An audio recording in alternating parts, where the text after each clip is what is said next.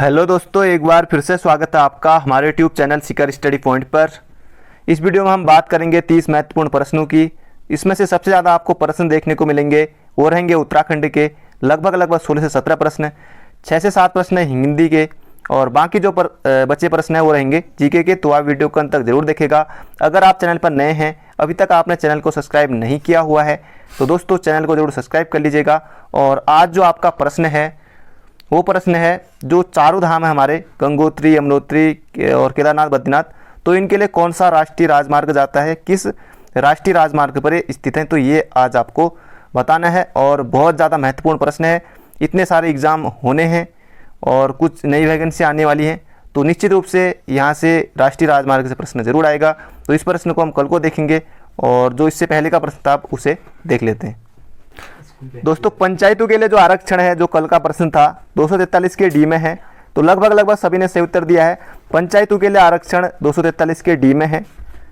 आपकी वीडियो का हमेशा इंतजार रहता है, धन्यवाद। तो इन्होंने ये बताया और लगभग सभी ने सही उत्तर दिया हुआ है। पंचायतों के आरक्षण 243 के डी में है। महिलाओं को 50% आरक्षण दिया जाता है और भुवन चंद्र खंडूरी के समय उत्तराखंड में तो ये हुई थी। और पंचायतों के लिए आरक्षण 243 डी में है और इन्होंने कुछ तारीफ में लिखा हुआ है, जयमा दूनागिरी ने। अनुच्छेद 243 के डी में है, लगभग सभी ने सही उत्तर दिया है। और उत्तराखंड भाषा संस्थान की स्थापना 24 फरवरी 2010 होगा, तो ये भी सही है। और 243 डी दोस्तों ये भी बहुत ज़्यादा महत्वपूर्ण प्रश्न था, एग्जाम में पहले पूछा जाता है, तो बहुत ज़्यादा महत्वपूर्ण प्रश्न है, तो ये आपको बिल्कुल याद रखना है। और आज जो आपका प्रश्न मैंने आपको बता ही दिया है, पंचायतों के लिए तो ये कल का था, और राष्ट्रीय राजमार्ग चारों धामों के लिए कौन कौन से हैं वो आपको बताना है। तो शुरुआत होगी हिंदी से और हिंदी का पहला प्रश्न यहाँ पर है, कौन सा शब्द तद्भव है? कौन सा शब्द तद्भव है? अब आपने बहुत सारे तत्सम तद्भव पढ़ लिए होंगे, लेकिन आपको यहाँ पर भी सही करना है। अब कुछ लोग कहते हैं कि ज़्यादा टाइम नहीं देते हो। पहले मैं क्या करता था, पूरे ऑप्शन पढ़ता था, लेकिन फिर उससे क्या होता था 30 मिनट की वीडियो बन जाती थी, फिर मैंने ऑप्शन पढ़ना छोड़ दिया। अब लेकिन 20 से कम मिनट में 30 क्वेश्चन को हम देख लेते हैं। तो तद्भव शब्द आपको यहाँ पर बताना है। तद्भव यानी कि जो संस्कृत के समान जो होंगे वो होंगे तत्सम, और संस्कृत से बदला हुआ होगा तत्सम। तो यहाँ पर देखिए ओखली, तो ओखली यहाँ पर है, ये है तद्भव। बाकी पुत्र जो होता है ये तत्सम है, पुत्र का तद्भव होगा पूत। और नासिक का हो गया, जैसे नासिक, ये नाक हो जाएगा इसका तद्भव। तिछड़ का हो जाएगा ये तीखा। तो ये सभी हमारे हो जाएंगे तत्सम। बाकी इसका सही उत्तर है ऑप्शन नंबर बी। बढ़ते हैं अगले प्रश्न की तरफ। अगला प्रश्न है, हिंदी साहित्य की भूमिका के लेखक कौन है? महत्वपूर्ण है, हिंदी साहित्य की भूमिका के लेखक कौन है, और इस सिलेबस में भी हैं। और इसका सही उत्तर है, यहाँ पर सिलेबस के अनुसार एक ही ऑप्शन है, वो है आचार्य हजारी प्रसाद द्विवेदी। अगर यहाँ पर आचार्य महावीर प्रसाद द्विवेदी रहता फिर तब भी क्योंकि द्विवेदी, तो आचार्य हजारी प्रसाद द्विवेदी का है ये जो है यहाँ पर हिंदी साहित्य की भूमिका। तो ये आपको बिल्कुल याद रखना है। और इनको 1973 में आलोक पर्व के लिए साहित्य अकादमी पुरस्कार से नवाजा गया था, आलोक पर्व के लिए। तो ये भी आपको बिल्कुल याद रखना है।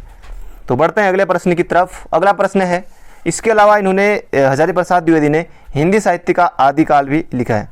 अगला प्रश्न है, महेश्वरी महाधन ऐश्वर्य में कौन संधि का नियम समाहित है? तो इसमें संधि कौन सी होगी? तो दो मात्राएं दिख रही हैं, तो ये वृद्धि संधि होगी और संधि विच्छेद भी किया हुआ है यहाँ पर, महाधन ऐश्वर्य। तो इसका से तो इसका आ धन आई धन, ये तो ये हो जाएगा ऑप्शन नंबर डी।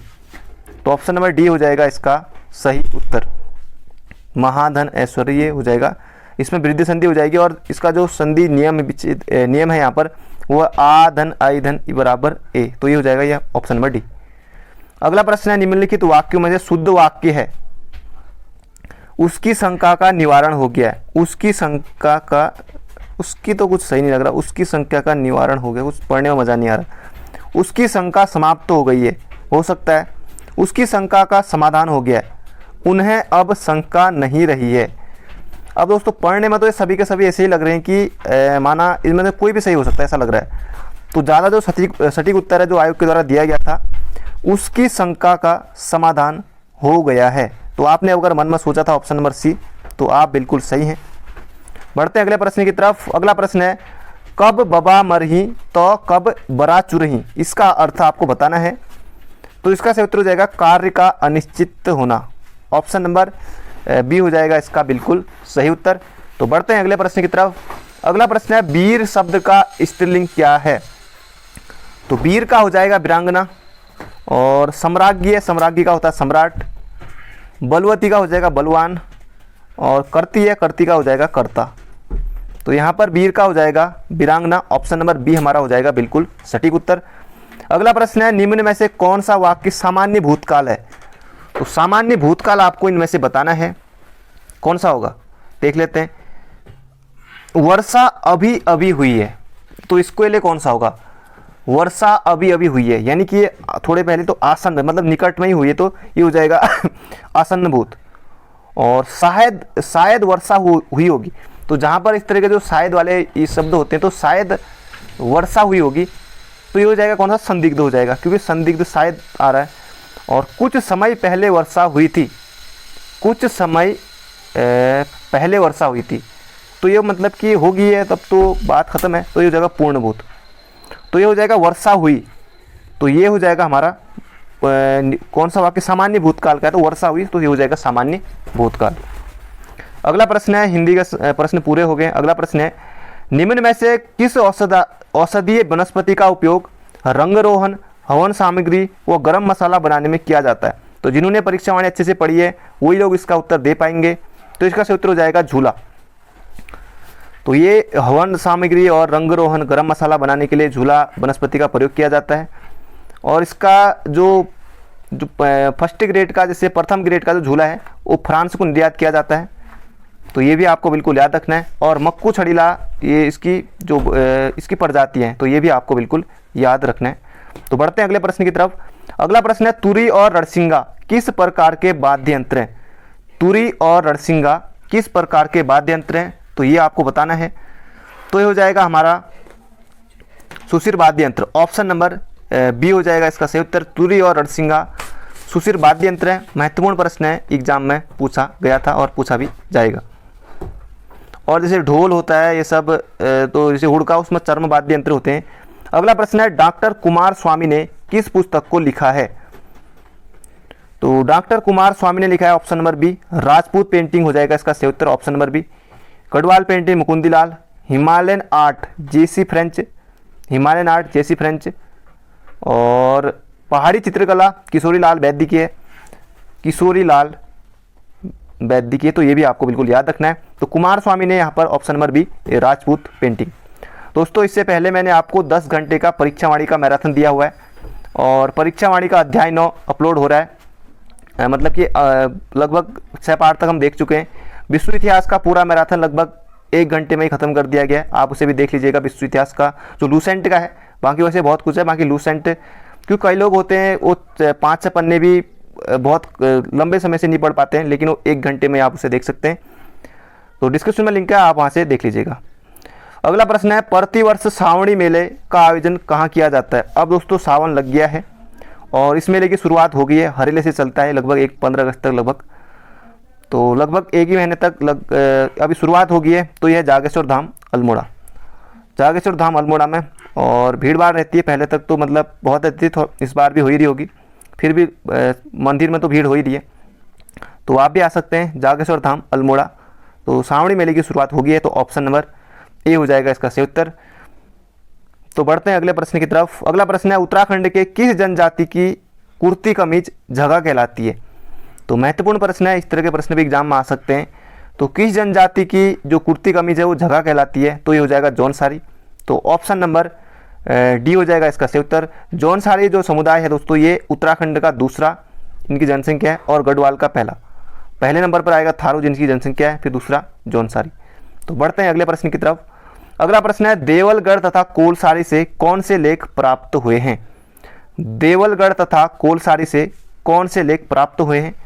तो इसका सही उत्तर हो जाएगा देवलगढ़ पौड़ी में। तो यहाँ से प्राप्त हुए हैं मूर्ति पीठिका लेख। तो ये आपको बिल्कुल याद रखना है। तो ऑप्शन नंबर बी हो जाएगा हमारा बिल्कुल सही उत्तर। अगला प्रश्न है किसके समय प्रसिद्ध कवि शिव ने कल्याण चंद्रोदय की रचना की? पहली बात तो आप यही याद रखिए कि जो कवि शिव हैं इन्होंने कल्याण चंद्रोदय की रचना की है। अब यहाँ पर कल्याण चंद्र प्रथम, द्वितीय, तृतीय, चतुर्थ सभी आ गए। उस समय कल्याण चंद्र नाम बहुत ट्रेंड में चला होगा ना, तो इसलिए प्रथम, द्वितीय, तृतीय, चतुर्थ सब आते रहे।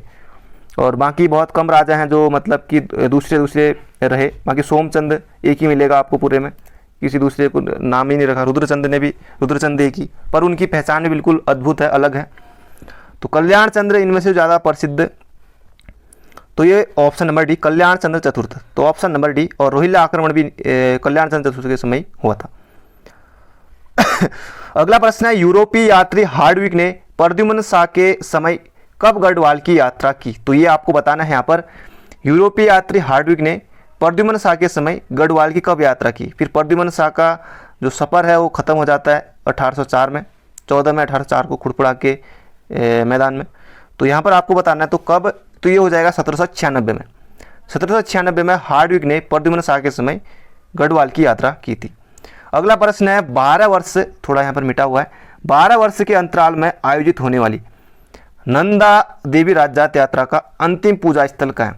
पहली बात दोस्तों ये याद रखेगा, जो लोग नए हैं, बाकी जो अनुभवी हैं उनके लिए कुछ नहीं, बाकी ये धार्मिक यात्रा जैसे कुंभ कितने वर्षों में होता है और इस तरह के प्रश्न। बाकी कंडाली उत्सव और ये नंदा देवी राजजात यात्रा, तो बहुत सारे ऐसे हैं जो बार बार वर्षों में होते हैं, तो ये भी उनमें से एक है। तो नंदा देवी राजजात यात्रा 12 वर्ष के अंतराल में होता है पहली बार, तो 1 नंबर के लिए भी बन सकता है प्रश्न। खैर अब तो नहीं आएगा लेकिन आ भी सकता है। और नंदा देवी राजजात यात्रा का अंतिम पूजा स्थल आपको बताना है। तो इसका सही उत्तर हो जाएगा दोस्तों, जो अंतिम पूजा स्थल है वो है होमकुंड। तो हेमकुंड नहीं है, होमकुंड। तो ऑप्शन नंबर ए हो जाएगा हमारा बिल्कुल सही उत्तर। तो ये आपको बिल्कुल याद रखना है।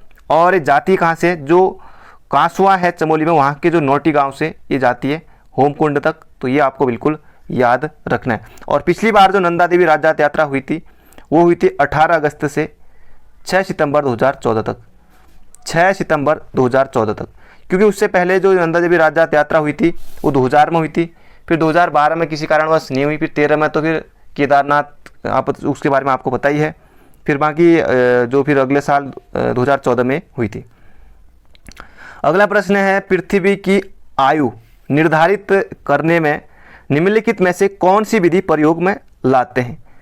तो सिंपल इतना याद रखिए कि पृथ्वी की अगर जो आयु है वो हमें निकालनी हो तो उसके लिए यूरेनियम डेटिंग का प्रयोग किया जाता है। तो ऑप्शन नंबर सी हो जाएगा हमारा बिल्कुल सही उत्तर। कई लोगों ने उपयुक्त सभी कर दिया होगा, तो एग्जाम में भी आता है इस तरह का प्रश्न, तो उपयुक्त सभी एक गलती होने वाली प्रश्न है और ज़्यादातर लोग इसमें उपयुक्त सभी करेंगे, पर यहाँ पर यूरेनियम डेटिंग इसका सही उत्तर हो जाएगा पृथ्वी की जो आयु निर्धारित करने में। अगला प्रश्न है, भारत के पश्चिमी तटीय मैदान के उत्तरी भाग को किस नाम से, जिस अन्य नाम से भी जाना जाता है वो है? तो भारत के पश्चिमी तटीय के उत्तरी भाग को जिस अन्य नाम से जाना जाता है वो कोंकण। तो ऑप्शन नंबर सी हो जाएगा इसका सही उत्तर। और दक्षिणी भाग हो जाएगा मालाबार, दक्षिणी भाग हो जाएगा मालाबार और उत्तरी भाग हो जाएगा कोंकण। तो ऑप्शन नंबर सी हो जाएगा हमारा बिल्कुल सही उत्तर। अगला प्रश्न है, ऋग्वैदिक काल में निष्क किस अंग का आभूषण था? तो ऋग्वैदिक काल में जो निष्क नामक आभूषण था वो था, नहीं कलाई का नहीं था, गले का था, गले का था निष्क। तो ये आपको बिल्कुल याद रखना है। तो ऑप्शन नंबर बी हो जाएगा इसका सही उत्तर। अगला प्रश्न है, कौन सी घटना सबसे अंत में हुई? अब जो भी आपके ग्रेजुएशन लेवल के एग्जाम है, कुछ क्वेश्चन इस तरह के आपको निश्चित रूप से देखने को मिल जाएंगे। इतना टफ भी नहीं है और ये प्रश्न आप आसानी से कर सकते हैं क्योंकि ये आसान है, सब जिन्होंने पढ़ा है उनके लिए। बाकी जो लोग नए हैं उनको थोड़ी पढ़ने की जरूरत है। चौरी चौरी घटना, चौरी चौरा घटना ये जब हुई थी 1922 के आसपास, 1922 में हुई थी। दांडी मार्च 1930 में, 12 मार्च 1930। गांधी यूरियन समझौता ये 1931 में हुआ था, 5 मार्च 1931। और सांप्रदायिक निर्णय अवार्ड की घोषणा ये 1932 में। तो अंत में कौन है? तो ऑप्शन नंबर डी। तो सबसे अंत में पूछा है ना हमसे, तो घटना अंत में हुई थी सांप्रदायिक निर्णय अवार्ड। तो ऑप्शन नंबर डी। सबसे पहले यहाँ पर चौरी चौरा घटना, चौरी चौरा की घटना, तो ये, और अंत में यहाँ पर ऑप्शन नंबर डी। अगला प्रश्न है, जिला न्यायाधीश शब्द संविधान के किस अनुच्छेद में आया है? तो जिला न्यायाधीश जो है वो संविधान के अनुच्छेद 233 में है। तो ये प्रश्न भी आ सकता है, जिला न्यायाधीश किस अनुच्छेद में है? तो ये है 233 में। तो ये आपको बिल्कुल याद रखना है। और राज्य के लिए जो उच्च न्यायालय है वो 214 में है अनुच्छेद में। अगला प्रश्न है, संविधान को 26 जनवरी के दिन लागू करने का निर्णय इसलिए लिया गया क्योंकि। अब ये आपको बताना है, यह एक शुभ दिन था। इस तिथि को 1942 में भारत छोड़ो आंदोलन प्रारंभ किया गया था, बिल्कुल नहीं। 8-9 अगस्त को हुआ था वो भारत छोड़ो आंदोलन। तो कांग्रेस ने इस तिथि को 1930 में स्वतंत्रता दिवस के रूप में मनाया था, जी हाँ बिल्कुल। तो ऑप्शन नंबर ए हो जाएगा हमारा बिल्कुल सही उत्तर। कांग्रेस ने 26 जनवरी 1930 को स्वतंत्रता दिवस के रूप में मनाया था। तो ये आपको बिल्कुल याद रखना है। और इसके अलावा दोस्तों, ये निर्णय कब लिया गया था? जब इससे पहले 1 साल पहले, जब 1929 में जब लाहौर कांग्रेस का ऐतिहासिक अधिवेशन हुआ था, तो उसमें ये निर्णय लिया गया था। और उसमें जैसे कि इसमें स्वराज की मांग की गई थी 1929 में, और इसी में फिर जो ये है 1930 में स्वतंत्रता दिवस के रूप में फिर मनाया गया था। तो ये भी आपको बिल्कुल याद रखना है। तो बढ़ते हैं अगले प्रश्न की तरफ। अगला प्रश्न है, संघ सरकार द्वारा अर्जित कौन से राजस्व को राज्य सरकारों में वितरित नहीं किया जाता? तो ये आपको यहाँ पर बताना है। उत्पाद शुल्क किया जाता है, आयकर भी है, तो सीमा शुल्क नहीं है। तो ऑप्शन नंबर इसका जो सी है ये हो जाएगा हमारा बिल्कुल सही उत्तर। अगला प्रश्न है, कुमाऊं का प्रथम कमिश्नर कौन था? तो अगर दोस्तों माना ये कुमाऊं कमिश्नर अगर क्रम से सजाने के लिए आए रहता, तो इसके बारे में भी देखेंगे। तो पहले नंबर पर गार्डनर इसका सही उत्तर है, ऑप्शन नंबर। फिर यहाँ पर ट्रेल दूसरे में करेंगे, और रैमजे चौथे नंबर पर, ये तीसरे नंबर। तो इस तरह से क्रम से हम करेंगे, तो अगर क्रम से आएगा तो इस तरह से। तो इसका सही उत्तर हो जाएगा गार्डनर। 9 मई 1815 को बने थे। तो इसका सही उत्तर हो जाएगा हमारा ऑप्शन नंबर ए। अगला प्रश्न है, राज्य की कुल 5 लोकसभा सीटों में से कितनी सीटें एससी के लिए सुरक्षित हैं? अब आपको पता है लोकसभा की 5 सीटें हैं और राज्यसभा के लिए 3 हैं।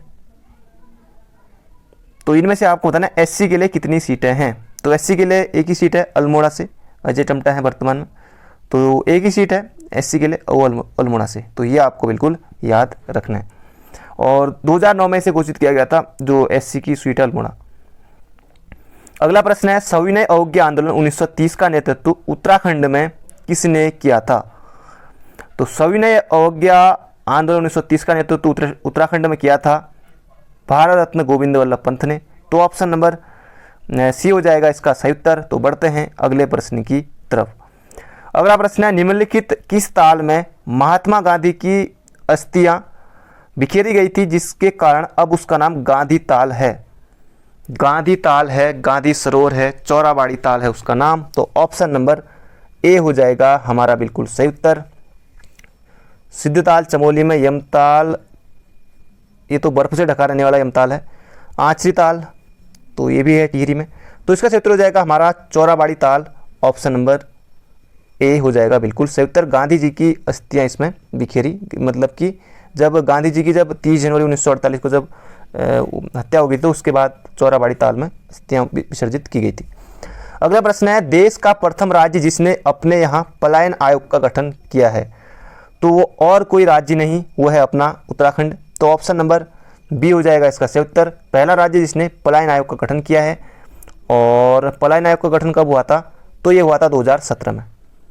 पलायन आयोग का गठन हुआ था 2017 में। मुख्यालय है वो है पौड़ी में, और पौड़ी से सबसे ज़्यादा पलायन, फिर अल्मोड़ा। अगला प्रश्न है, गैरसैंण में विधानसभा की प्रथम बैठक कब हुई? तो सभी के सभी जून के ऑप्शन है, और जून में भी जाएंगे हम 9 से 11 जून। ये जो गैरसैंण के जो स्कूल हैं वहाँ हुई थी, स्कूल में हुई थी। गैरसैंण में विधानसभा की प्रथम बैठक 9 से 11 जून 2014 में, और उस समय विजय बहुगुणा वो सीएम थे। तो 9 से 11 जून 2014 को ये हुई थी। और उसके अलावा फिर जब जो भराड़ी शहर में जो गैरसैंण में जो बन गया था ना विधानसभा भवन, तो उसमें जो बैठक हुई थी वो कब हुई थी? तो वो हुई थी 17-18 नवंबर 2017 को। 17-18 नवंबर 2017 को फिर ये हुई थी।